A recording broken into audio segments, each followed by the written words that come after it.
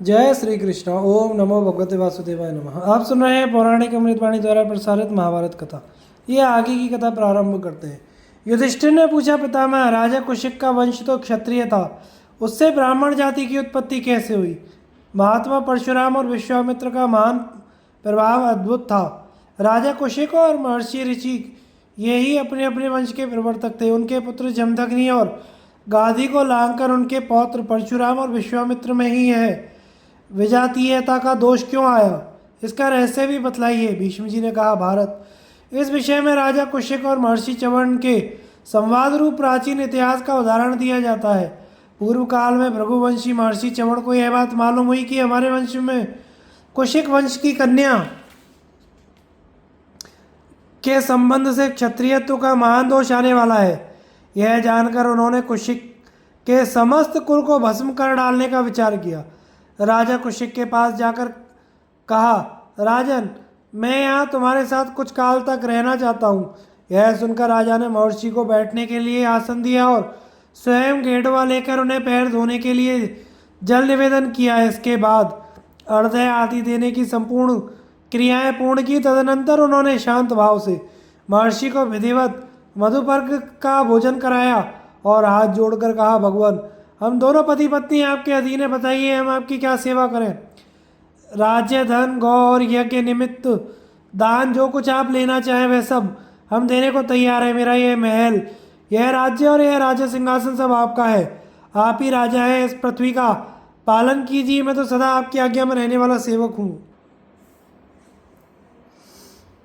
राजा के इस प्रकार कहने पर महर्षि च्यवन ने बहुत प्रसन्न होकर कहा, राजन, मुझे राज्य, धन, गौ, देश और यज्ञ की इच्छा नहीं है। मेरी बात सुनिए। यदि आप दोनों पसंद करें तो मैं एक नियम आरंभ करूंगा। उस समय आप लोगों को सावधानी के साथ निर्भयता पूर्वक मेरी सेवा करनी पड़ेगी। मुनि की बात सुनकर राज दंपत्ति को बड़ा हर्ष हुआ। उन्होंने उत्तर दिया, बहुत अच्छा, हम आपकी सेवा करेंगे। तदनंतर राजा कुशिक महर्षि च्यवन को बड़े आनंद के साथ अपने महल के भीतर ले गए और एक सुंदर कमरा दिखाकर बोले, तपोधन, यह शैया बिछी हुई है, आप इच्छानुसार यहाँ आराम कीजिए। हम लोग यथाशक्ति आपको प्रसन्न रखने की चेष्टा करेंगे। इस प्रकार बातें होते होते सूर्यास्त हो गया। तब महर्षि ने राजा को अन्न और जल लाने की आज्ञा दी। जो आज्ञा कहकर राजा वहां से गए और जो भोजन तैयार था उसे लाकर उन्होंने मुनि के सामने प्रस्तुत कर दिया। मुनि ने भोजन करके राजा और रानी से कहा, अब मुझे नींद सता रही है, मैं सोना चाहता हूँ। तुम लोग मुझे सोते समय ना जगाना और सदा जाग कर मेरे दोनों पैर दबाते रहना। धर्मात्मा कुशिक ने निर्भय होकर कहा, अच्छा, हम ऐसा ही करेंगे। इस प्रकार राजा को सेवा का आदेश देकर महर्षि च्यवन 21 दिनों तक एक ही करवट से सोते रहे और राजा कुशिक अपनी स्त्री सहित बिना खाए पिए निरंतर उनकी सेवा में लगे रहे। महर्षि की उपासना करने में उन्हें बड़ी प्रसन्नता होती।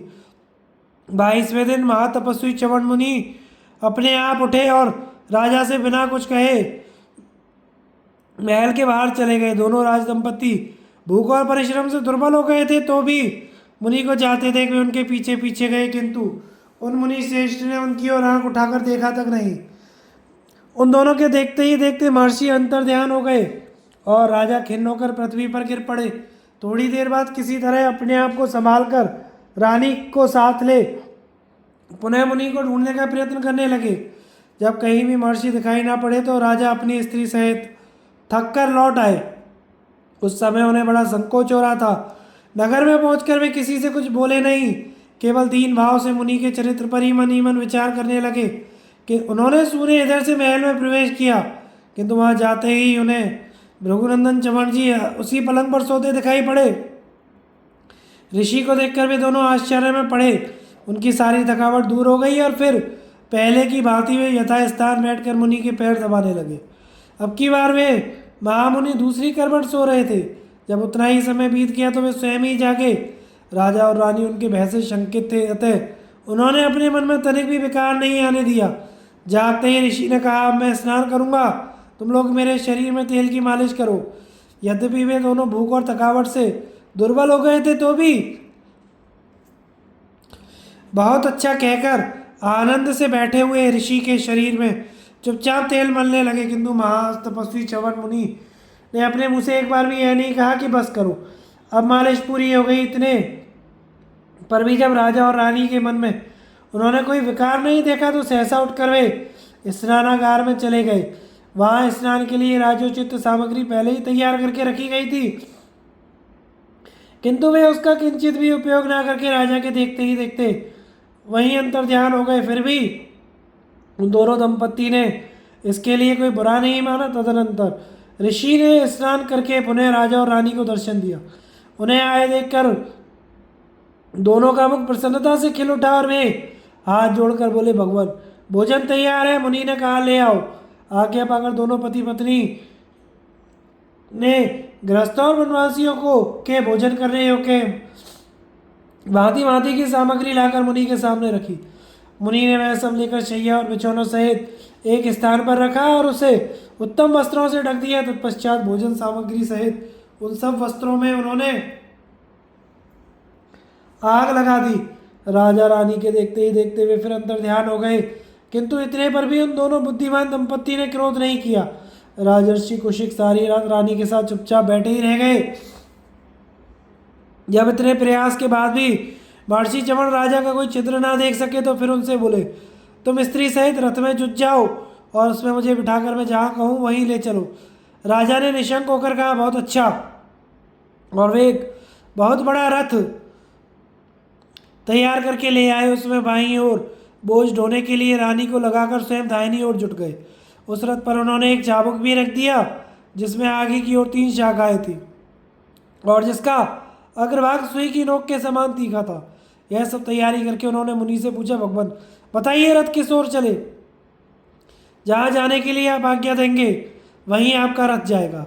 राजा को इस प्रकार पूछने पर च्यवन ने कहा, तुम यहाँ से बहुत धीरे धीरे एक एक कदम उठाकर चलो। यह ध्यान रखो कि मुझे कष्ट ना होने पावे। इस तरह आराम पहुँचे। साथ ही किसी राहगीर को रास्ते पर से हटाना नहीं चाहिए। मेरी इच्छा है कि सब लोग तुम्हें रथ खींचते देखें और मैं उन्हें धन बांटूं। मार्ग में जो ब्राह्मण मुझसे कुछ मांगेंगे उन्हें धन और रत्न आदि सभी मनोवांछित वस्तुएं दान करूंगा। अतः इन सब बातों का प्रबंध कर लेना। मुनि की बात सुनकर राजा ने अपने सेवकों से कहा, मुनि जिस जिस वस्तु के लिए आज्ञा दे वे सब निशंक होकर देना। राजा की इस आज्ञा के अनुसार नाना प्रकार के रत्न, स्त्रियां, वाहन, बकरे, भेड़ें, सुवर्ण और पर्वताकार गजराज ये सभी मुनि के पीछे पीछे चले। साथ में राजा के सभी मंत्री थे। उस समय सारा नगर आर्त होकर हाहाकार कर रहा था। इतने में मुनि ने सहसा चाबुक उठाई और तीखे नोक से राजा और रानी की पीठ में कमर तक प्रहार किया। फिर वे निर्विकार भाव से उस रथ को खींचते रहे। 50 रात तक उपवास करने के कारण वे अत्यंत दुर्बल हो गए थे। उनका शरीर कांप रहा था, तथापि वे वीर दंपत्ति किसी तरह साहस करके उस रथ का बोझ ढो रहे थे। उनके शरीर पर चाबुक की मार से अनेकों घाव हो गए थे और उनसे खून की धारा बह रही थी। खून से लथपथ होने के कारण वे खिले हुए पलाश के वृक्षों की भांति दिखाई देते थे। उनकी यह दशा देखकर पूर्ववासियों को बड़ा दुख हो रहा था, किंतु मुनि के शाप से भयभीत होकर कोई कुछ बोल ना सके। वे परस्पर कहने लगे, भाइयों शुद्ध अंतःकरण वाले इन महर्षि की तपस्या का बल तो देखो। इनकी शक्ति अद्भुत है। राजा और रानी का धैर्य भी कैसा अनोखा है। ये इतने थके होने पर भी कष्ट उठाकर इस रथ को खींच रहे हैं और भृगुनंदन च्यवन अभी तक इनमें जरा भी विकार नहीं पा सके हैं।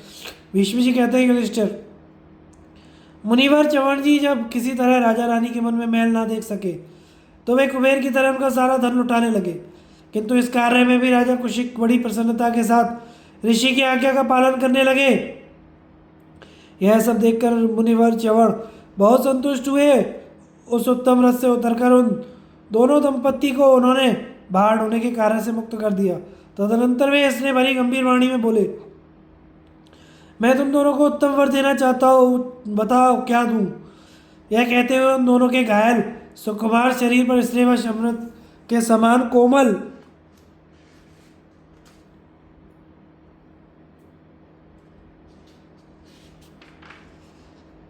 हाथ फेरने लगे। फिर उन्होंने प्रसन्नतापूर्वक राजा से कहा, बेटा गंगा का यह सुंदर तट बड़ा ही रमणीय स्थान है। मैं कुछ देर तक यहाँ व्रत धारण करके रहूँगा। इस समय तुम अपने नगर में जाओ, अपनी थकावट दूर करके कल सवेरे अपनी स्त्री के साथ फिर यहाँ आना। मैं यहीं मिलूँगा। अब तुम्हारे कल्याण का समय आया है। तुम्हारे मन में जो जो इच्छा हो वह सब पूर्ण हो जाएगी। मुनि के ऐसा कहने पर राजा कुशिक ने मन ही मन अत्यंत प्रसन्न होकर कहा, महाभाग, आपने हम लोगों को पवित्र कर दिया। हम दोनों की तरुण अवस्था हो गई तथा हमारा शरीर सुंदर और बलवान हो गया। आपने हम दोनों के शरीर पर चाबुक मारकर जो जो घाव दिए थे वे भी अब नहीं दिखाई देते। मैं तो बिल्कुल स्वस्थ हो गया हूँ और आप अपनी इस रानी को भी अप्सरा के समान सुंदरी देख रहा हूँ। यह सब आपकी कृपा का फल है। आप जैसे तपस्वी में ऐसी शक्ति का होना आश्चर्य की बात नहीं है। ऐसा कहकर मुनि की आज्ञा लेकर राजर्षि उसी समय उनके मंत्री और पुरोहित भी उनके साथ नगर की ओर चले।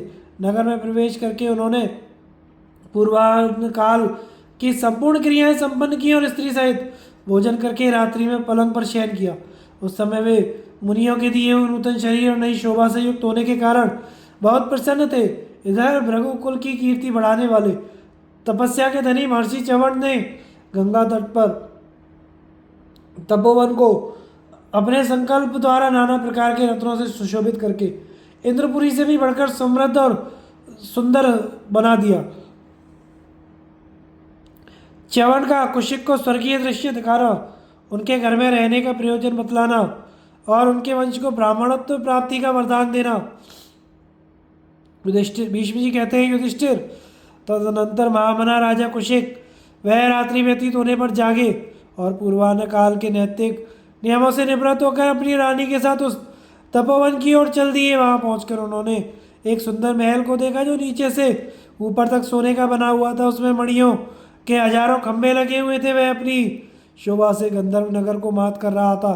राजा ने वहां और भी बहुत से दिव्य पदार्थ देखे, कहीं चांदी के शिखरों से सुशोभित पर्वत, कहीं कमलों से भरे हुए सरोवर, कहीं भांति भांति की चित्रशालाएं और बंधनवारें शोभा पा रही थी। भूमि पर कहीं सोने के फर्श और कहीं हरी भरी घास की बहार थी। अमराइयों में बौर लगे हुए थे। केतक, उद्दालक, अशोक, कुंद, अतिमुक्त, चंपा, तिलक, कटहल, बैत और कनेर आदि के फूल खिले हुए थे। वहां विमान के आकार में पर्वतों के समान ऊंचे और भी अनेकों महल दिखाई दिए जो बड़े ही रमणीय और पद्म एवं उत्पल जाति के कमलों से सुशोभित थे। वहां समस्त ऋतुओं में खिलने वाले फूल शोभा दे रहे थे।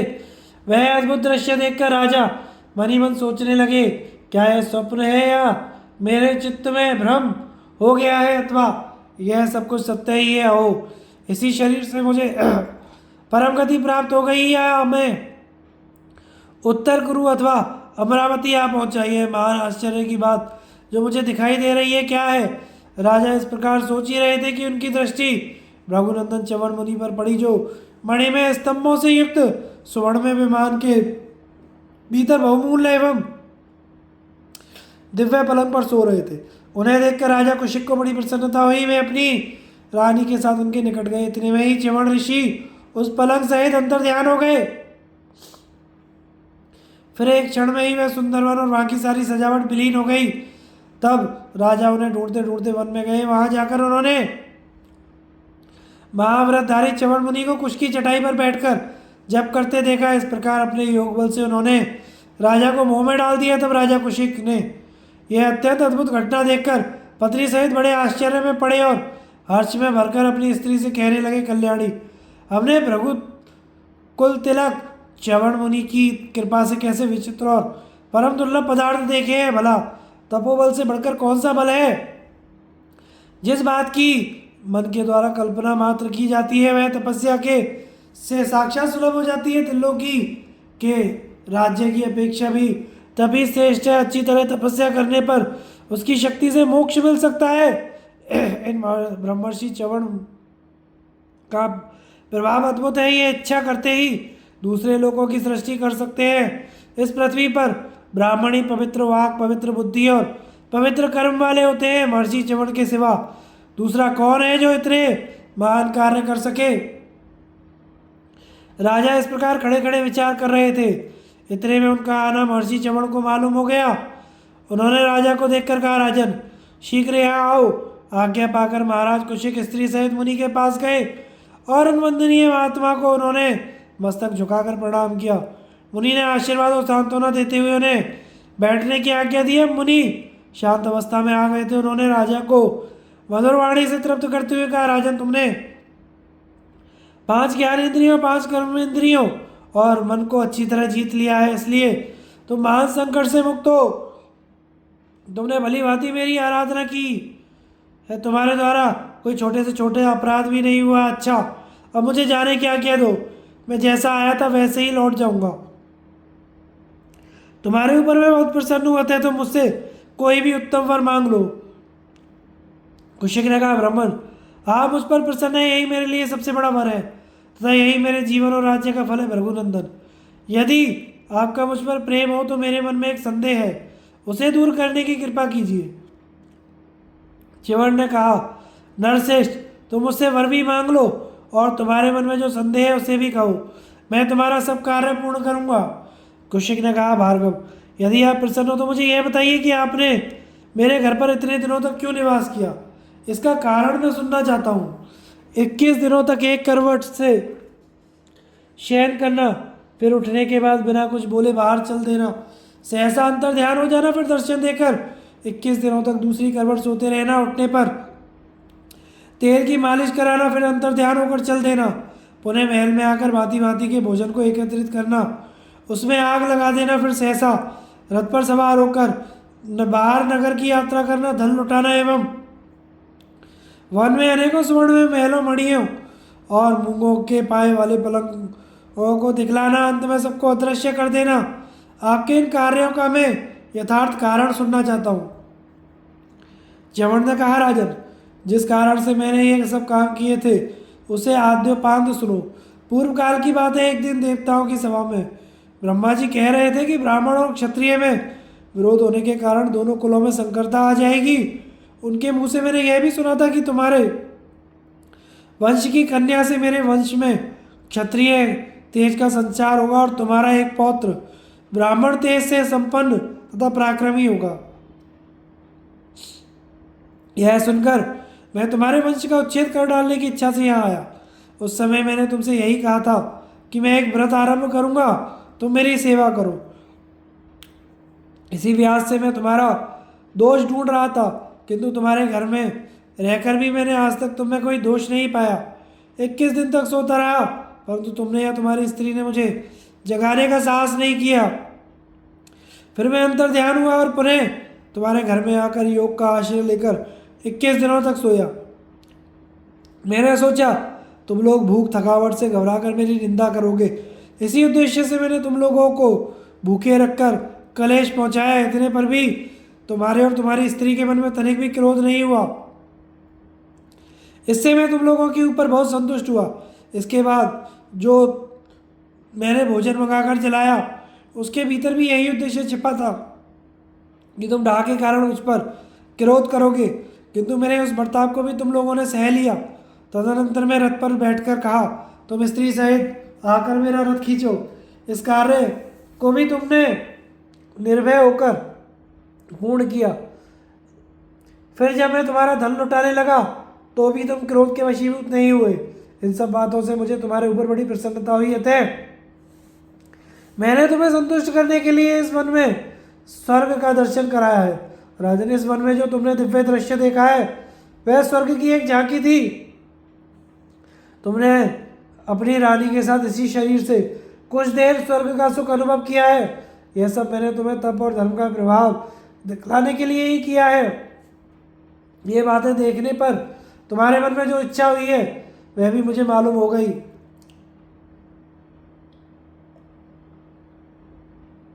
तुम सम्राट और इंद्रपद को भी तृणवत मानकर ब्राह्मणत्व पाना चाहते हो और तप की अभिलाषा करते हो। तप और ब्राह्मणत्व के संबंध में अभी तुम जो विचार प्रकट कर रहे थे वह बिल्कुल ठीक है। वास्तव में ब्राह्मण होना दुर्लभ है। ब्राह्मण होने पर भी ऋषि होना और ऋषि होने पर भी तपस्वी होना और भी दुर्लभ है। तुम्हारी यह इच्छा पूर्ण होगी, भृगुवंशियों के तेज से तुम्हारे वंश ब्राह्मणत्व को प्राप्त होगा। तुम्हारा पौत्र अग्नि के समान तेजस्वी और तपस्वी ब्राह्मण होगा। वह तीनों लोगों को अपने प्रभाव से आतंकित करेगा। मैं तुमसे सच्ची बात बता रहा हूँ राजर्षि, अब तुम मुझसे अपना मनोवांछित वर मांग लो। मैं तीर्थ यात्रा को जाऊंगा, देर हो रही है। कुशिक ने कहा, महामुने, आप उस पर प्रसन्न हैं, यही मेरे लिए बहुत बड़ा वर है। आप जैसा कह रहे हैं वह सत्य हो। मेरा पौत्र ब्राह्मण हो जाए। अब मैं विस्तार के साथ यह बात सुनना चाहता हूँ कि मेरा वंश किस प्रकार ब्राह्मण होगा। मेरा वह पौत्र कौन होगा जो सर्वप्रथम ब्राह्मण होने वाला है। च्यवण ने कहा, नरश्रेष्ठ, यह बात तुम्हें अवश्य बताने योग्य है। सुनो, क्षत्रिय लोग सदा से ही रघुवंशी ब्राह्मणों के यजमान है, किंतु प्रारब्धवश आगे चलकर उनमें फूट हो जाएगी। इसलिए वे दैव की प्रेरणा से समस्त रघुवंशियों का संहार कर डालेंगे। गर्भ के बच्चे तक की को जीवित नहीं छोड़ेंगे। तदनंतर मेरे वंश में उत्पन्न महर्षि उर्व के एक ऋचिक नाम का पुत्र होगा। उसके पास प्रारब्धवश समस्त क्षत्रियों का अंत करने के लिए संपूर्ण धनुर्वेद मूर्तिमान होकर उपस्थित होगा। उस धनुर्वेद को ग्रहण करके ऋचिक मुनि अपने पुत्र जमदग्नि को उसकी शिक्षा देंगे। जमदग्नि अपनी तपस्या से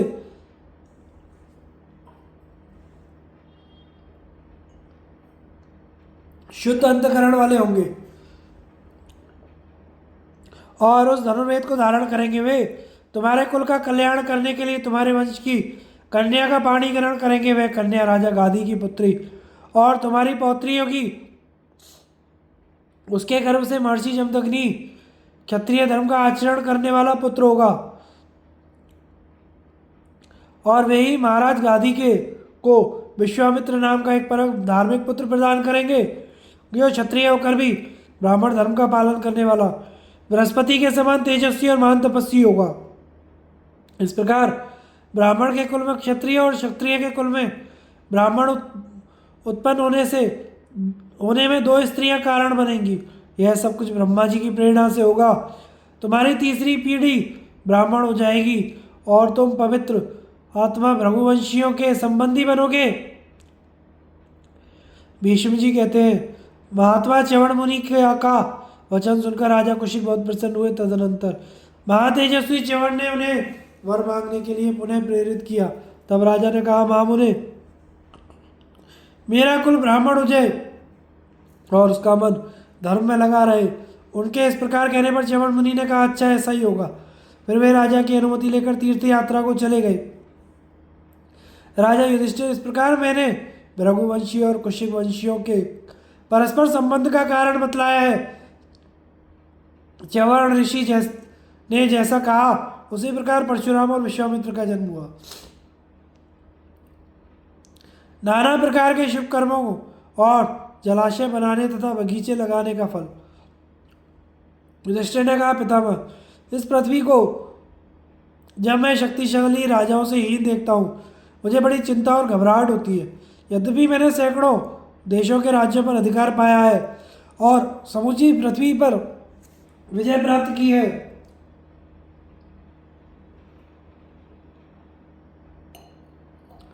तथापि इसके लिए जो करोड़ों मनुष्यों की मेरे द्वारा हत्या हुई है, उसके कारण मेरे मन में बड़ा संताप हो रहा है। हाय, उन बेचारी स्त्रियों की क्या दशा होगी जो आज अपने पति और बंधुओं से हीन हो चुकी है।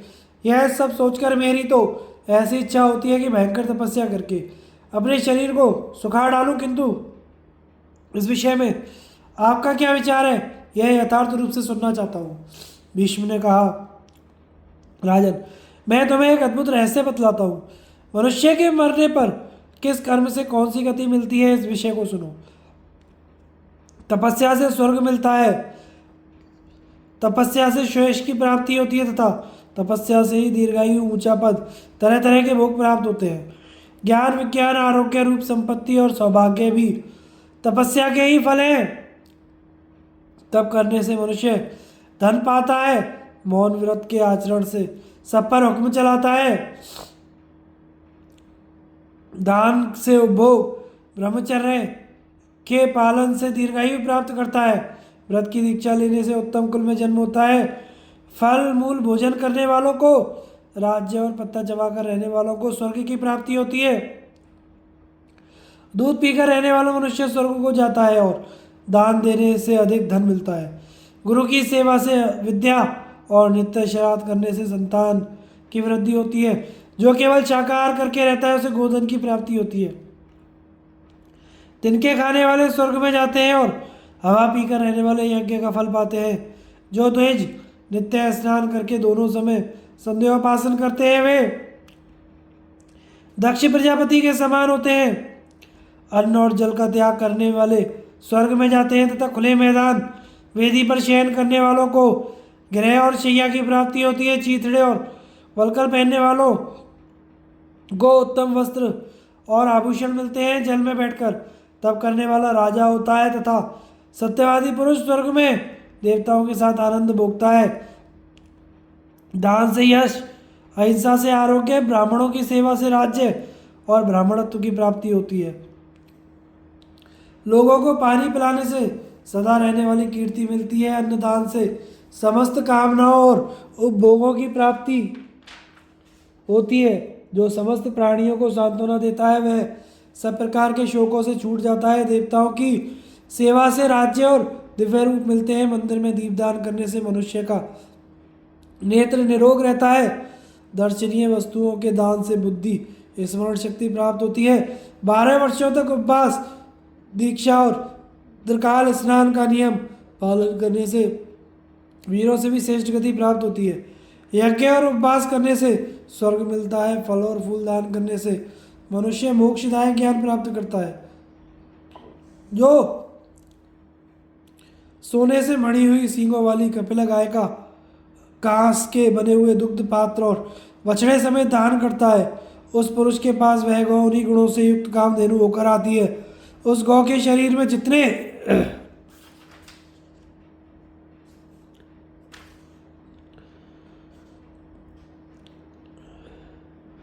रोए होते हैं उतने वर्ष तक मनुष्य स्वर्ग में सुख भोगता है। इतना ही नहीं, वह गौ उसके पुत्र पौत्र आदि 7 पीढ़ियों तक का उद्धार कर देती है। जैसे महासागर के बीच में पड़ी हुई नाव वायु का सहारा पाकर पार पहुंचा देती है, उसी प्रकार अपने कर्मों से बंधकर घोर अंधकार में नरक में पड़ते हुए मनुष्य को गोदानी पार करता है। जो मनुष्य अपनी कन्या का ब्रह्म विधि से विवाह करता और ब्राह्मण को भूमि दान देता है और विधिवत अन्नदान करता है, उसे इंद्रलोक की प्राप्ति होती है। जो स्वाध्यायशील सदाचारी ब्राह्मण को सर्वगुण संपन्न गृह दान करता है, उसका उत्तर कुरु देश में जन्म होता है। बाहर ढोने में समर्थ बैल और गाय का दान करने से वसुलोक की प्राप्ति होती है। स्वर्ण का दान कर देने वाले है तथा पक्के सोने का दान उससे भी उत्तम फल देता है। छाता देने से उत्तम घर, जूता दान करने से सवारी, वस्त्र देने से सुंदर रूप और गंध दान करने से सुगंधित शरीर की प्राप्ति होती है। जो ब्राह्मण को फल फूलों से भरे हुए वृक्ष का दान करता है वह अनायास ही नाना प्रकार के रत्नों से पूर्ण समृद्धिशाली घर प्राप्त करता है। अन्न जल और रस का दान करने वाला पुरुष इच्छा अनुसार रसों को प्राप्त करता है तथा जो रहने के लिए घर और ओढ़ने के लिए वस्त्र देता है वह इन्हीं वस्तुओं को उपलब्ध करता है। इसमें तनिक भी संदेह नहीं कि जो मनुष्य ब्राह्मणों को फूलों की माला, धूप, चंदन, उपटन, नहाने के लिए जल, पुष्प दान करता है वह निरोग और सुंदर रूप वाला होता है। जो पुरुष अन्न से भरे हुए घर को शैया सहित दान करता है उसे अत्यंत पवित्र और मनोहर और नाना प्रकार के रत्नों से भरा हुआ उत्तम स्थान प्राप्त होता है। संग्राम भूमि में वीर शैया पर शयन करने वाला मनुष्य ब्राह्मण के समान हो जाता है, ब्रह्मा के समान हो जाता है। युधिष्ठिर ने कहा, पितामह, बगीचे लगाने और जलाशय बनवाने का जो फल होता है मैं उसको आपके मुंह से सुनना चाहता हूँ। भीष्म जी ने कहा, युधिष्ठिर, जहाँ का दृश्य सुंदर हो, जहाँ अन्न की उपज अधिक होती हो, जो नाना प्रकार के धातुओं से विभूषित एवं विचित्र दिखलाई देती हो तथा जहाँ सब प्रकार के प्राणी निवास करते हो वही भूमि उत्तम मानी गई है। उसमें तालाब एवं सब प्रकार के जलाशय, कूप आदि बनवाना उत्तम क्षेत्र के समान है। अब मैं तालाब या पोखरे खुदवाने के पुण्य का वर्णन करता हूँ। तालाब बनवाने वाला मनुष्य तीनों लोकों में सर्वत्र पूज्य माना जाता है। तालाब मित्र के घर की भांति उपकारी, सूर्य देवता को प्रसन्न करने वाला तथा देवताओं की पुष्टि करने वाला है। पोखर खुदवाना अपनी कीर्ति फैलाने का सर्वोत्तम उपाय है। इससे धर्म, अर्थ, काम रूप फल की प्राप्ति होती है। देश में तालाब बनवाने का पुण्य है एक महान क्षेत्र के समान है। वह चारों प्रकार के प्राणियों के लिए बहुत बड़ा आधार हो जाता है। देवता, मनुष्य, गंधर्व, पितर, नाग, राक्षस तथा समस्त स्थावर प्राणी जलाशय का आश्रय लेते हैं। अतः ऋषियों ने तालाब बनवाने से जिस फल की प्राप्ति बतलाई है वह मैं तुम्हें बता रहा हूँ, सुनो। जिसके खुदवाए हुए पोखरों में बरसात भर पानी रहता है उसको अग्निहोत्र का फल प्राप्त होता है। जिसके तालाब में शरत काल तक पानी ठहरता है वह मरने के पश्चात 1000 गोदान का फल प्राप्त करता है। जिसके जलाशय में हेमंत अगहन पौष तक पानी रुकता है वह ऐसे यज्ञ का फल प्राप्त करता है जिसमें स्वर्ण की बहुत सी दक्षिणा दी जाती है। जिसके पोखरे में माघ फागुन तक जल रहता है उसे अग्निष्टोम यज्ञ का फल मिलता है। जिसके बनवाए हुए तालाब का पानी चैत्र वैशाख तक समाप्त नहीं होता वह अतिरात्र यज्ञ का फल प्राप्त करता है। तथा जिसके तालाब का जल ज्येष्ठ आषाढ़ में भी मौजूद रहता है उसे अश्वमेघ यज्ञ का फल मिलता है। जिसके खुदवाए हुए जलाशय में गौएं तथा साधु पुरुष पानी पीते हैं वह अपने समस्त कुल को तार देता है। जिसके पोखरे में प्यासी हुई गौएं, मृग, पक्षी, मनुष्य जल पीते हैं वह अश्वमेघ यज्ञ का फल पाता है। यदि किसी के पोखरे में लोग स्नान करते, पानी पीते और विश्राम करते हैं तो इन सब का पुण्य उस पुरुष को मरने के बाद अक्षय सुख प्रदान करता है। पानी दुर्लभ पदार्थ है, परलोक में तो उसका मिलना और भी कठिन है। जो जल का दान करते हैं वे ही वहाँ सदा तृप्त रहते हैं। पानी का दान सब दानों से भारी और सब दानों से श्रेष्ठ है, अतः उसका दान अवश्य करना चाहिए। इस प्रकार यह मैंने तालाब बनवाने के उत्तम फल का वर्णन किया है। अब वृक्ष लगाने के संबंध में कुछ बातें बताता हूँ। स्थावर भूतों की 6 जातियाँ बताई गई हैं। वृक्ष, बड़, पीपल आदि, गुल्म, कुश आदि। लता, वृक्ष पर फैलने वाली बेल। बल्ली, जमीन पर फैलने वाली बेल। तकसार, बांस आदि। और तृण, घास आदि। अब इनको लगाने में जो गुण है उनको सुनो। वृक्ष लगाने वाले मनुष्य की इस लोक में कीर्ति रहती है और मरने के बाद उसे उत्तम फल की प्राप्ति होती है। संसार में उसका नाम होता है, परलोक में पितर उसका सम्मान करते हैं तथा देवलोक में चले जाने पर भी यहाँ उसका नाम नष्ट नहीं होता। वृक्ष लगाने वाला पुरुष अपने मरे हुए पितरों और भविष्य में होने वाले संतानों का उद्धार कर देता है, इसलिए वृक्ष अवश्य लगाने चाहिए। जो वृक्ष लगाते हैं उनके लिए वे वृक्ष पुत्र के समान होते हैं। उन्हीं के कारण वह परलोक में स्वर्ग तथा अक्षय लोकों को प्राप्त करता है। वृक्षगण अपने फूलों से देवताओं की, फलों से पितरों की और छाया से अतिथियों की पूजा करते हैं। किन्नर, नाग, राक्षस, देवता, गंधर्व, मनुष्य और ऋषि ये सभी वृक्षों का आश्रय लेते हैं। फूले फले वृक्ष इस जगत में मनुष्यों को तृप्त करते हैं। जो वृक्ष का दान करता है उसको वे वृक्ष पुत्र की भांति परलोक में तार देते हैं। इसलिए अपना कल्याण चाहने वाले मनुष्य को उचित ही है कि वह पोखरा खुदवा कर उसके किनारे अच्छे अच्छे वृक्ष भी लगावे। उन वृक्षों की पुत्र के समान रक्षा करे, क्योंकि वे वृक्ष धर्म की दृष्टि से पुत्र ही माने जाते हैं। जो तालाब बनवाता, वृक्ष लगाता, यज्ञों का अनुष्ठान करता था, सत्य बोलता है, वह स्वर्ग में सम्मानित होता है। इसलिए मनुष्य को चाहिए कि वह तालाब बनवाए, बगीचे लगाए, भांति भांति के यज्ञों का अनुष्ठान करे और सदा सत्य बोले।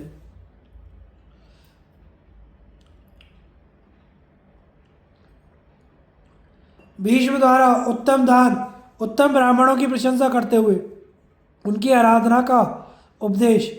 युधिष्ठिर ने पूछा, पितामह, वेदी के बाहर जो दान बतलाए जाते हैं उनमें आप किसको सर्वश्रेष्ठ मानते हैं? जिस दान का पुण्यदाता का अनुसरण करता हो वही मुझे बताने की कृपा करें। भीष्म जी ने कहा, युधिष्ठिर, संपूर्ण प्राणियों को अभय दान दे, संकट के समय उन पर दया करे, उनकी चाहिए हुई वस्तुएं उन्हें दे दे और प्यासे को पानी पिलावे। स्वर्ण, गौ, पृथ्वी, इन 3 वस्तुओं का दान बड़ा पवित्र माना गया है। इससे पापी का भी उद्धार हो जाता है। राजन, तुम साधु पुरुषों को हमेशा ही इन वस्तुओं का दान किया करो। इसमें तनिक भी संदेह नहीं कि ये दान मनुष्यों को पाप से मुक्त कर देते हैं। संसार में जो जो पदार्थ अत्यंत प्रिय माना जाता है तथा अपने घर में जो भी प्रिय वस्तु मौजूद हो वह सब गुणवान पुरुष को दान देना चाहिए। इससे वह दान अक्षय होता है। जो सदा दूसरों का प्रिय कार्य करता है और उन्हें प्रिय वस्तु दान देता है वह इहलोक और परलोक में समस्त प्राणियों का प्रिय होता है तथा उसे सदा प्रिय वस्तुओं की प्राप्ति होती है। जो आसक्ति रहित और अकिंचन पुरुष के भी याचना करने पर अहंकारवश अपनी शक्ति के अनुसार उसका सत्कार नहीं करता वह क्रूर है। शत्रु भी यदि दीन होकर शरण पाने की इच्छा से घर पर आ जाए तो संकट के समय उस पर जो दया करता है वही मनुष्यों में श्रेष्ठ है। विद्वान होने पर भी जिसकी आजीविका छीण हो गई हो, जो दीन दुर्बल और दुखी है, ऐसे मनुष्य की भूख मिटाने वाले पुरुष के समान पुण्यात्मा कोई नहीं है। जो स्त्री पुरुषों के पालन में असमर्थ होने के कारण विशेष कष्ट उठाने पर भी किसी से याचना नहीं करते और सदा सत्कर्मों में लगे रहते हैं, उनको हर एक उपाय से अपने पास बुलाकर सहायता देनी चाहिए। युधिष्ठिर, जो देवताओं और मनुष्यों से किसी वस्तु की कामना नहीं करते, सदा संतुष्ट रहते और जो कुछ मिल जाए उसी पर निर्वाह करते हैं, ऐसे पूज्य पुरुषों का पता लगाकर उन्हें निमंत्रित करो और आवश्यक सामग्री से युक्त तथा सब प्रकार से सुखद गृह निवेदन करके उनका संपूर्ण सत्कार करो। यदि तुम्हारा दान श्रद्धा से पवित्र और कर्तव्य की दृष्टि से किया हुआ होगा तो पुण्य कर्मों का अनुष्ठान करने वाले वे धार्मिक पुरुष उसे उत्तम मानकर स्वीकार कर लेंगे। जो विद्वान व्रत का पालन करने वाले, किसी का आश्रय लिए बिना ही जीवन निर्वाह करने वाले, अपने स्वाध्याय और तप को गुप्त रखने वाले, कठोर नियमों में संलग्न, शुद्ध, जितेंद्रिय और अपनी ही स्त्री से संबंध रखने वाले हैं, उन उत्तम ब्राह्मणों के लिए तुम जो कुछ दान करोगे उससे तुम्हारा कल्याण होगा। दुष्ट के द्वारा साय और प्रातःकाल विधिपूर्वक किया हुआ अग्निहोत्र जो फल प्रदान करता है वही फल संयमी ब्राह्मणों को दान देने से मिलता है। तुम्हारे द्वारा किए जाने वाले विशाल दान यज्ञ श्रद्धा से पवित्र एवं दक्षिणा से युक्त है। यह सब यज्ञों से बढ़कर है, इसको सदा चालू रखो। जो ब्राह्मण कभी क्रोध नहीं करता, जिसके मन में तिनके का भी लोभ नहीं होता, जो सदा मीठे वचन बोलते हैं, वे ही मेरे परम पूज्य हैं। उपयुक्त ब्राह्मण निष्प्रय होने के कारण धन के लिए कोई कार्य नहीं करते, उनकी पुत्र के समान रक्षा करनी चाहिए। उन्हें बारंबार नमस्कार है, उनकी ओर से हम लोगों को कोई भय ना हो। ऋतु एक पुरोहित आचार्य, ये प्राय कोमल स्वभाव वाले और वेदों को धारण करने वाले होते हैं। क्षत्रिय का तेज ब्राह्मण के पास जाते ही शांत हो जाता है, इसलिए तुम अपने को धनी, बलवान और राजा समझकर ब्राह्मणों की अवहेलना करके स्वयं अन्न वस्त्र का उपभोग न करना। तुम्हारे पास जो धन है उसके द्वारा अपने धर्म का अनुष्ठान करते हुए तुम्हें ब्राह्मणों की पूजा करनी चाहिए। यथेक्ष वृत्ति से रहने वाले ब्राह्मणों को तुम सदा प्रणाम किया करो और वे भी तुम्हारे आश्रयों में उत्साह और आनंद के साथ रहें। गुरुश्रेष्ठ, जिनकी कृपा अक्षय है और जो सबका हित करने वाले और थोड़े में ही संतुष्ट रहने वाले हैं, उन ब्राह्मणों को तुम्हारे सिवा दूसरा कौन जीविका दे सकता है। जिस प्रकार इस संसार में स्त्रियों का सनातन धर्म पति की सेवा पर ही अवलंबित है, उसी प्रकार हमारी गति ब्राह्मणों के अधीन है। तात यदि हम ब्राह्मणों की पूजा ना करें और क्षत्रियों में सदा रहने वाले निष्ठुर कर्म को देखकर ब्राह्मण भी हमारा परित्याग कर दें तो हम वेद, यज्ञ, उत्तम लोक और आजीविका से भ्रष्ट हो जाएं। उस दशा में हमारे जीवित रहने का क्या प्रयोजन होगा। राजन, अब मैं तुम्हें सनातन काल का धार्मिक व्यवहार बता रहा हूँ, सुनो। पूर्व काल में क्षत्रिय ब्राह्मणों की, वैश्य क्षत्रियों की, शूद्र वैश्यों की सेवा करते थे। ब्राह्मण अग्नि के समान तेजस्वी है, शूद्र को दूर से ही उनकी सेवा करनी चाहिए, किंतु क्षत्रिय और वैश्य को शरीर स्पर्श पूर्वक ब्राह्मण की सेवा करनी चाहिए, उचित है। ब्राह्मण स्वभावतः कोमल, सत्यवादी और सत्य धर्म का पालन करने वाले होते हैं, किंतु जब वे क्रोध में बढ़ते हैं तो विषैले सांपों के समान भयंकर हो जाते हैं। अतः तुम सदा ब्राह्मणों की सेवा करते रहो। तेज और बल से तपने वाले क्षत्रियों के तप और तेज ब्राह्मणों में ही शांत होते हैं। तात मुझे ब्राह्मण जितने प्रिय हैं उतने मेरे पिता, पितामह और यह शरीर जीवन भी प्रिय नहीं है। इस पृथ्वी पर तुमसे बढ़कर मेरा प्रिय कोई नहीं है, किंतु ब्राह्मण मुझे तुमसे भी अधिक प्रिय है पांडुनंदन। यह मैं सच्ची बात बता रहा हूँ और इसी सत्य के कारण जहाँ मेरे पिता महाराज शांतनु विराजमान है उस लोक में मैं जाऊंगा और सत्पुरुषों को मिलने वाले ब्रह्मलोक आदि उत्तम लोकों का दर्शन करूंगा। अब मुझे बहुत शीघ्र और चिरकाल के लिए उन लोकों में जाना है।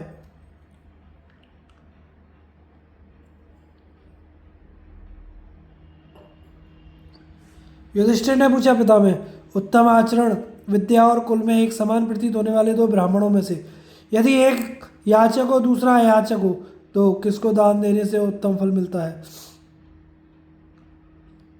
भीष्म जी ने कहा, युधिष्ठिर, याचना करने वाले की अपेक्षा याचना ना करने वाले को दिया हुआ दान विशेष कल्याण करने वाला होता है तथा अधीर हृदय वाले कृपण मनुष्य की अपेक्षा धैर्य धारण करने वाला ही विशेष सम्मान का पात्र है। रक्षा के कार्य में धैर्य धारण करने वाला क्षत्रिय और याचना ना करने में दृढ़ता रखने वाला ब्राह्मण श्रेष्ठ है। जो ब्राह्मण धीर, संतोषी और विद्वान होते हैं वे देवताओं को प्रसन्न करते हैं। दरिद्र की याचना उसके लिए तिरस्कार का कारण मानी गई है, क्योंकि याचक लुटेरों की भांति सदा प्राणियों को उद्विग्न करते रहते हैं। याचक मर जाता है किंतु दाता कभी नहीं मरता। याचक को जो दान दिया जाता है वह दया रूप परम धर्म है, किंतु जो लोग क्लेश उठाकर भी याचना नहीं करते उन ब्राह्मणों को प्रत्येक उपाय से अपने पास बुलाकर दान देना चाहिए। यदि तुम्हारे राज्य के भीतर राख में छिपी हुई आग की तरह वैसे उत्तम ब्राह्मण रहते हो तो तुम्हें यत्नपूर्वक उनकी खोज करनी चाहिए, क्योंकि तपस्या से दैदीप्यमान रहने वाले वे ब्राह्मण पूजित ना होने पर यदि चाहें तो सारी पृथ्वी को भस्म कर सकते हैं। अतः उनकी सदा पूजा करनी चाहिए। जो ब्राह्मण ज्ञान, विज्ञान और तपस्या से युक्त एवं पूजनीय है उनकी तुम्हें सदा ही पूजा करती रहनी चाहिए। जो याचना नहीं करते उनके पास तुम्हें स्वयं जाकर नाना प्रकार के पदार्थ दान करने चाहिए। सायं और प्रातःकाल विधि पूर्वक अग्निहोत्र करने से जो फल मिलता है वही वेद के विद्वान और व्रतधारी ब्राह्मण को दान देने से भी मिलता है। जो विद्या और वेद व्रत में निष्णात हैं, जो किसी के आश्रित होकर जीविका नहीं चलाते, जिनका स्वाध्याय और तपस्या गुप्त है और जो उत्तम व्रत का पालन करने वाले हैं, ऐसे उत्तम ब्राह्मणों को तुम अपने यहाँ निमंत्रित करो और उन्हें सेवक तथा आवश्यक सामग्री के साथ रहने के लिए उत्तम घर दो। वे धर्मज्ञ सूक्ष्मदर्शी ब्राह्मण तुम्हारे श्रद्धायुक्त दान को कर्तव्य बुद्धि से किया हुआ मानकर अवश्य स्वीकार करेंगे। जैसे किसान वर्षा की बाट जोता रहता है, उसी प्रकार जिनके घर की स्त्रियां अन्न की प्रतीक्षा में बैठी हों, ऐसे ब्राह्मणों को दान देने से महान पुण्य होता है। नियम पूर्वक ब्रह्मचर्य व्रत का पालन करने वाले ब्राह्मण यदि प्रातःकाल घर में भोजन करते हैं तो तीनों अग्नियों को तृप्त कर देते हैं।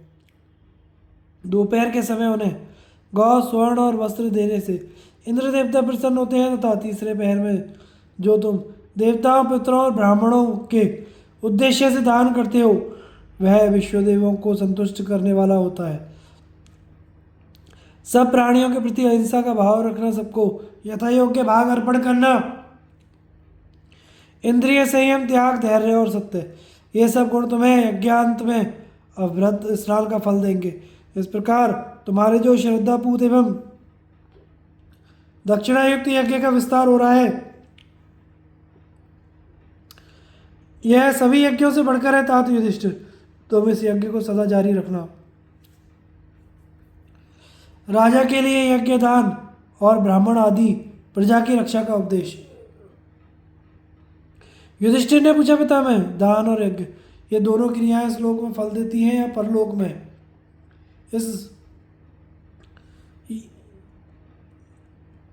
इनका महान फल प्राप्त होता है। इन दोनों में से किसका फल श्रेष्ठ है?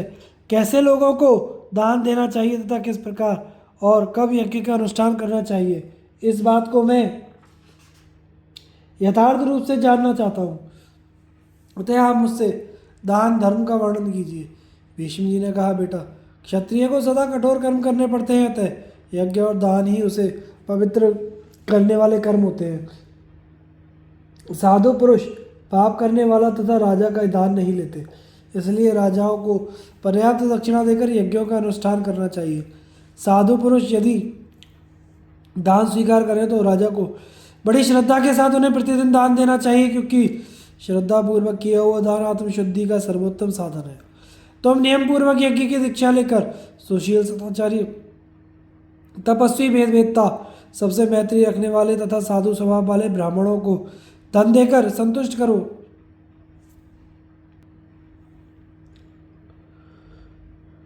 यदि वे तुम्हारा दान स्वीकार नहीं करेंगे तो तुम्हें पुण्य नहीं होगा, इसलिए दक्षिणा युक्त यज्ञों का अनुष्ठान करो और साधु ब्राह्मणों को स्वादिष्ट अन्न भोजन कराओ।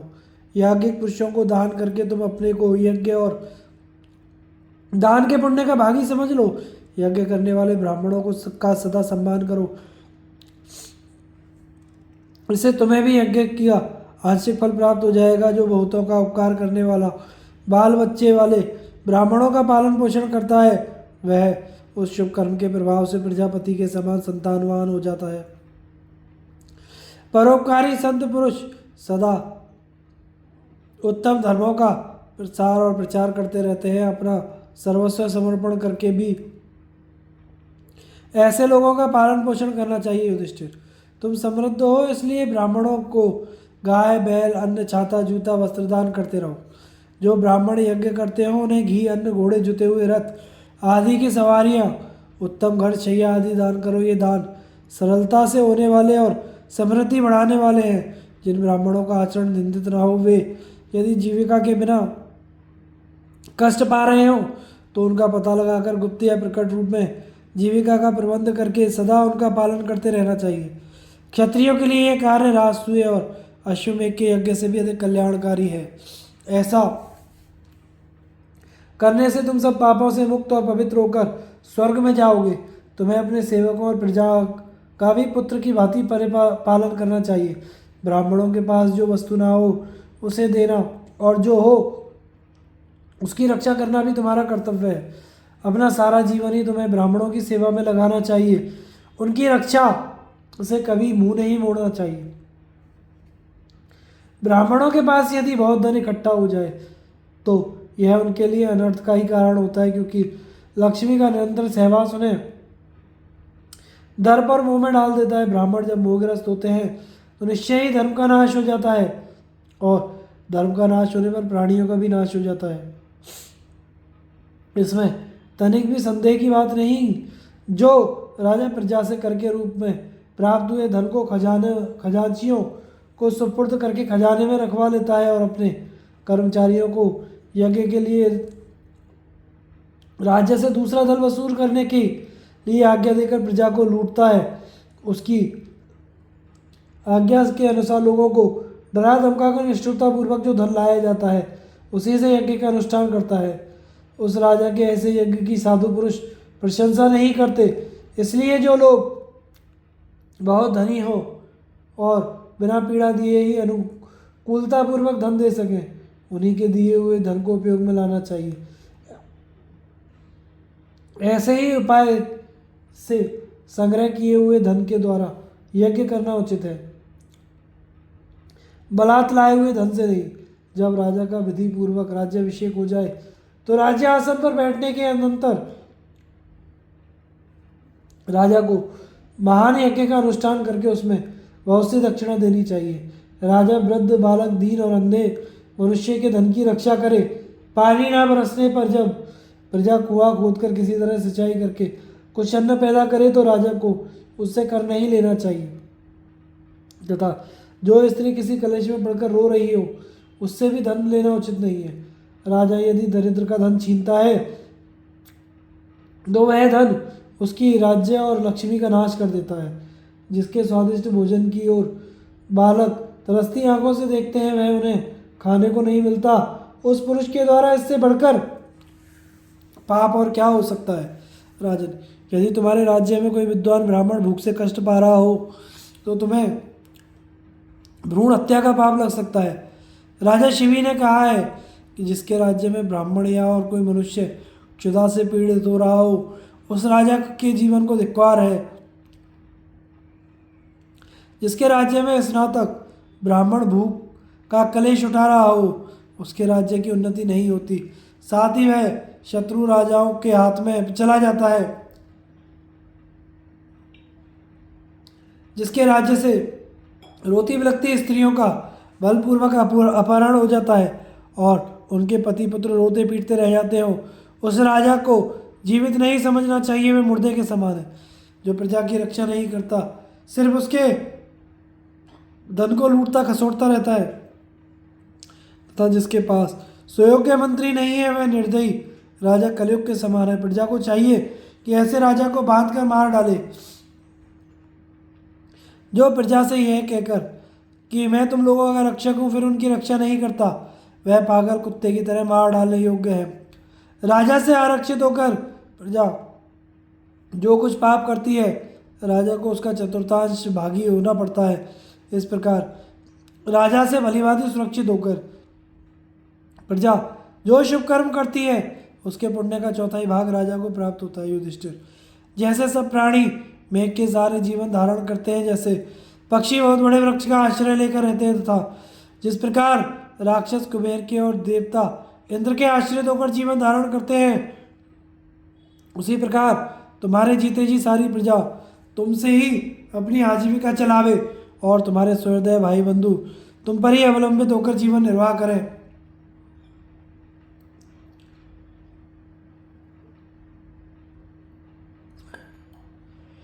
भूमिदान का महत्व। युधिष्ठिर ने पूछा, पिता में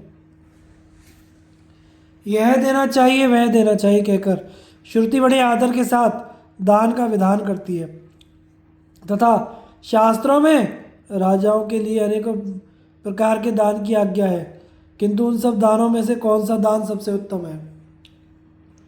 विष्णु जी कहते हैं, बेटा सब दानों में पृथ्वी दान सबसे बढ़कर माना गया है। पृथ्वी अचल और अक्षय है, वह मनुष्यों की समस्त उत्तम कामनाओं को पूर्ण करने वाली है। वस्त्र, रत्न, पशु और धान, जौ आदि नाना प्रकार के अन्न पृथ्वी से ही उत्पन्न होते हैं। अतः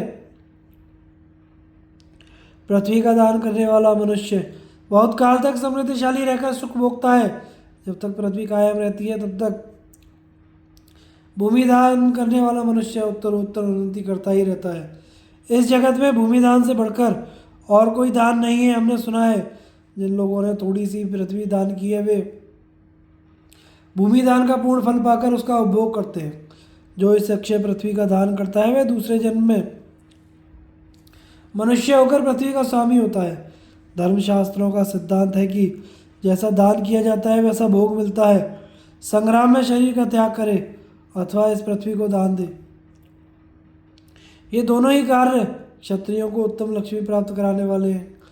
दान में दी हुई पृथ्वी दाता को पवित्र कर देती है।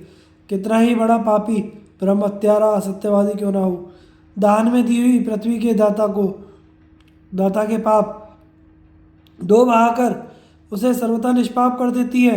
साधु पुरुष पापी राजाओं से भी पृथ्वी का दान ले लेते हैं,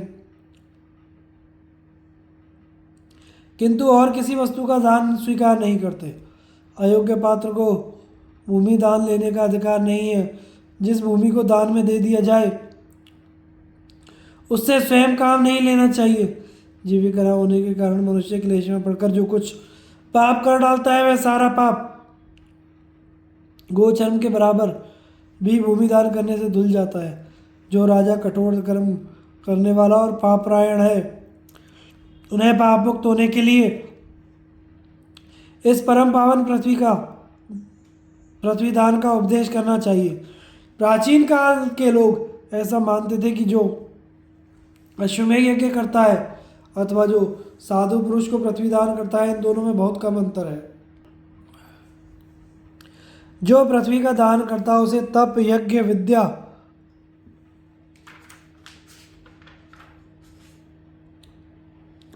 सुशीलता, लोभ का अभाव, सत्यवादिता, गुरु शुश्रूषा और देवाराधना का भी फल मिल जाता है। जो अपने स्वामी का भला करने के लिए रणभूमि में मारे जाकर शरीर त्याग देते हैं और जो सिद्ध होकर ब्रह्मलोक में पहुंच जाते हैं वे भी भूमिदान करने वाले पुरुष से आगे नहीं बढ़ते।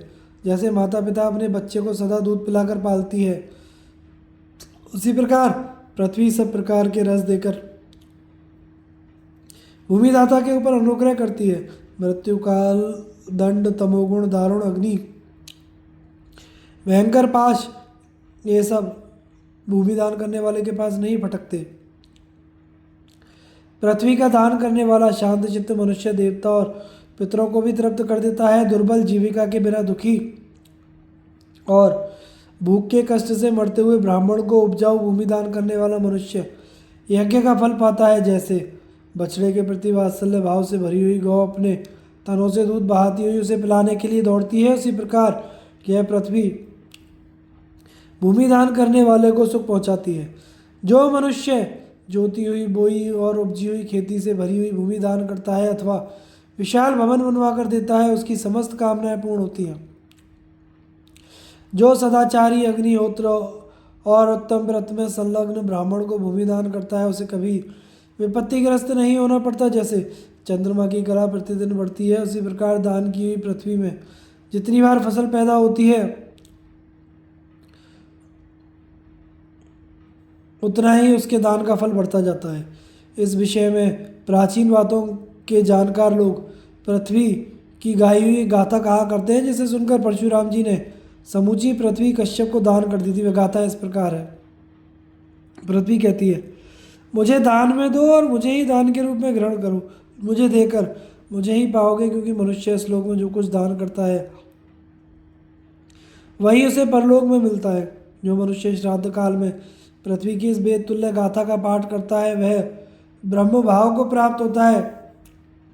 अत्यंत प्रबल कृत्य मारण शक्ति के प्रयोग से जो भय प्राप्त होता है उसको शांत करने का सबसे महान साधन पृथ्वी दान ही है। भूमि दान करके मनुष्य अपने आगे पीछे की 10 पीढ़ियों को पवित्र कर देता है, जो वेद के समान माननीय इस भूमि गाथा को जानता है वह भी अपनी 10 पीढ़ियों का उद्धार कर देता है। यह पृथ्वी संपूर्ण प्राणियों की उत्पत्ति का स्थान है और अग्नि इसका अधिष्ठाता देवता है। राजा को राज सिंहासन पर अभिषिक्त करने के बाद उसे पृथ्वी की बताई हुई गाथा सुना देनी चाहिए, जिससे वह भूमि का दान करे और सत्पुरुषों के हाथ से उन्हें दी हुई वृत्ति छीन ना ले। जिनका राजा धर्म को ना जानने वाला नास्तिक होता है, वे लोग ना सुख से सोते हैं ना सुख में जागते हैं, अपितु उस राजा के दुराचार से सदा उद्विग्न रहते हैं। ऐसे राजा के राज्य में योग क्षेम प्राप्त नहीं होता, किंतु जिस देश का राजा बुद्धिमान और धार्मिक होता है वहाँ के लोग सुख से सोते सुख से जागते हैं। वे अपने राजा के सद्व्यवहार और सुंदर राज्य व्यवस्था से अत्यंत संतुष्ट रहते हैं। उस राज्य में समय पर वर्षा होती है तथा वहाँ की प्रजा योग क्षेम से संपन्न एवं अपने शुभ कर्मों से समृद्धिशाली होती है। जो पृथ्वी दान करता है वही कुलीन, वही बंधु, वही पुण्यात्मा, वही दाता और वही पराक्रमी है। जो मनुष्य वेद वेदता ब्राह्मण को धन दान से संपन्न भूमि दान करते हैं, वे इस पृथ्वी पर सूर्य के समान दैदीप्यमान होते हैं। जैसे जमीन में बोए हुए बीज अधिक अन्न पैदा करते हैं, उसी प्रकार भूमि दान करने से सब प्रकार की कामनाएं सफल होती हैं। आदित्य, वरुण, विष्णु, ब्रह्मा, चंद्रमा, अग्नि और भगवान शंकर ये सभी भूमि दान करने वाले का आदर करते हैं। समस्त जीव पृथ्वी से उत्पन्न और पृथ्वी में ही लीन होते हैं। अंडज, पिंडज, स्वदेज और उद्भिज, इन 4 प्रकार के प्राणियों का शरीर पृथ्वी का ही कार्य है। पृथ्वी इस जगत की माता है और इसके समान दूसरा कोई भूत नहीं है। युधिष्ठिर, इस विषय में जानकार लोग बृहस्पति और इंद्र के संवाद रूप प्राचीन इतिहास का उदाहरण दिया करते हैं। प्राचीन काल में जब इंद्र ने बहुत सी दक्षिणा देकर बड़े बड़े 100 यज्ञों का अनुष्ठान पूर्ण कर लिया तो विद्वानों में से बृहस्पति जी से पूछा, भगवान, किस वस्तु का दान करने से स्वर्ग का सुख प्राप्त होता है, जिसका फल अक्षय और सबसे अधिक महत्वपूर्ण हो, वही दान मुझे बताने की कृपा करें।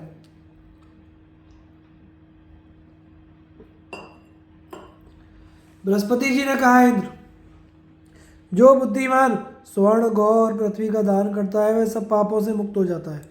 मैं तो भूमि दान से बढ़कर किसी दान को नहीं मानता। अन्य विद्वानों की भी यही सम्मति है कि जो अपने स्वामी का भला करने के लिए युद्ध में मारे जाकर शरीर त्याग देते हैं और जो योग युक्त होकर ब्रह्मलोक में जाते हैं वे भी भूमि दान करने वाले से आगे नहीं बढ़ते। भूमि दान करने वाला मनुष्य अपनी 5 पीढ़ी तक के पूर्वजों और 6 पीढ़ियों तक के पृथ्वी पर आने वाली संतानों का, इस तरह कुल 11 पीढ़ियों का उद्धार करता है। जो रत्नों की दक्षिणा से युक्त पृथ्वी का दान करता है वह सब पापों से मुक्त होकर स्वर्गलोक में प्रतिष्ठित होता है। भूमि दान करने वाले को परलोक में मधु, घी, दूध, दही की धारा बहने वाली नदियां तृप्त करती हैं। राजा, भूमि दान करने से इन सब पापों से छुटकारा पा जाता है। भूमि दान से बढ़कर कोई और दान नहीं है। जो समुद्र पर्यंत पृथ्वी को शस्त्रों से जीतकर ब्राह्मणों को दान दे देता है उसकी कीर्ति संसार के लोग तब तक गाया करते हैं जब तक यह पृथ्वी कायम रहती है। जो परम पवित्र और समृद्धि रूप से रस से भरी हुई पृथ्वी का दान करता है उसको उस दान के प्रभाव से अक्षय लोगों की प्राप्ति होती है। जो राजा ऐश्वर्य और सुख चाहता हो उसे सदा सुपात्र ब्राह्मण को भूमि दान करना चाहिए। मनुष्य पृथ्वी दान के साथ ही समुद्र, नदी, पर्वत, वन, तालाब, कुआं, झरना, सरोवर, स्नेह, घृत आदि और सब प्रकार के रसों के दान का भी फल प्राप्त करता है। बहुत सी दक्षिणा देकर अग्निष्टोम आदि यज्ञ करने पर भी उस फल की प्राप्ति नहीं होती जो भूमि दान करने पर मिलता है। भूमि दान करने वाला अपनी 10 पीढ़ियों का उद्धार करता है और देकर छीन लेने वाला मनुष्य अपनी 10 पीढ़ियों को नरक में ढकेल देता है और स्वयं भी नरक में पड़ता है। जो देने की प्रतिज्ञा करके नहीं देता और जो देकर फिर ले लेता है वह मृत्यु की आज्ञा से वरुण पाश में बंधकर तरह तरह के कष्ट पाता है। जिसकी जीविका का कोई साधन नहीं है ऐसे ब्राह्मण की दूसरों से मिली हुई वृत्ति कभी नहीं छीनना चाहिए। दरिद्र ब्राह्मण अपने खेत छिन जाने पर दुखी होकर जो आंसू बहाते हैं वह छीनने वाले की 3 पीढ़ी का नाश कर देते हैं। जो राज्य से भ्रष्ट हुए राजा को फिर से सिंहासन पर बिठा देता है वह पुरुष स्वर्ग में जाता है। जिस भूमि पर गन्ना, जौ अथवा गेहूं की खेती लहरा रही हो, जहाँ गौ, घोड़े आदि वाहनों की भरमार हो, जिसके भीतर खजाना गड़ा हुआ हो तथा जो सब प्रकार के रत्नमय उपकरणों से अलंकृत हो, ऐसी भूमि को अपने बाहुबल से जीतकर जो राजा दान कर देता है उसे अक्षय लोक मिलते हैं। वह दान भूमि यज्ञ कहलाता है। जो पुरुष पृथ्वी का दान करता है वह अपने सब पापों का नाश करके विशुद्ध और सत्पुरुषों के आदर का पात्र हो जाता है। जगत में सज्जन पुरुष सदा ही उसका सत्कार करते हैं। जैसे पानी में पड़ी हुई तेल की बूंद सब ओर फैल जाती है उसी प्रकार दान दी हुई भूमि में जितना जितना अन्न पैदा होता है उतना उसके दान का महत्व बढ़ता जाता है। पृथ्वी दान करने वाले मनुष्य को अमृत उत्पन्न करने वाली भूमि प्राप्त होती है। भूमि दान के समान दान, माता के समान गुरु, सत्य के समान धर्म और दान के समान कोई खजाना नहीं है। भीष्म जी कहते हैं, बृहस्पति के मुंह से भूमि दान का यह महात्म्य सुनकर इंद्र ने धन और रत्नों से भरी हुई यह पृथ्वी उन्हें दान कर दी। जो पुरुष श्राद्ध के समय पृथ्वी दान के इस महात्म्य को सुनाता है उसके श्राद्ध कर्म में पितरों को अर्पण किए हुए भाग राक्षस और असुर नहीं ले पाते। पितरों के निमित्त उसका दिया हुआ सारा दान अक्षय होता है, इसमें तनिक भी संदेह नहीं है। इसलिए विद्वान पुरुष को चाहिए कि श्राद्ध में भोजन करते हुए ब्राह्मणों को यह भूमि दान का महात्म्य अवश्य सुनावे। युधिष्ठिर, इस प्रकार तुम्हारे प्रश्न के अनुसार मैंने सब दानों में श्रेष्ठ पृथ्वी दान का महत्व सुनाया है। आगे की कथा का प्रसारण हम अगले भाग में करेंगे। हमारे चैनल को लाइक, शेयर और सब्सक्राइब करें। धन्यवाद।